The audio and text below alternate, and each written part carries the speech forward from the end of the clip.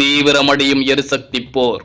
அதிரடியாக ஈரானை அடித்த இஸ்ரேல். கடுமையான பதிலடி தாக்குதலை நடத்திய ஈரான். உலகின் மிகப்பெரிய எரிவாயு தளமான ஈரானின் தெற்பாஸ் மீது இஸ்ரேல் அதிரடி தாக்குதலை நடத்தியுள்ளது. இஸ்ரேலின் இந்த தாக்குதலுக்கு பதிலடியாக வளைகுடா நாடுகளின் எரிசக்தி நிலையங்களை தாக்குவோம் என ஈரான் எச்சரித்த நிலையில் ஈரான் நடத்திய ஏவுகணை தாக்குதலால் கத்தாரின் முக்கிய எரிவாயு உற்பத்தி தளம் மற்றும் குவைத்தின் எண்ணெய் கிணறுகளில் தீ விபத்து ஏற்பட்டுள்ளது. இதனால் உலக அளவில் கச்சா எண்ணெய் விலை கடும் உயர்வை கண்டுள்ளது. கத்தாரில் இருந்து ஏற்றுமதி செய்யப்படும் LNG எரிவாயு 17% குறைந்துள்ளது.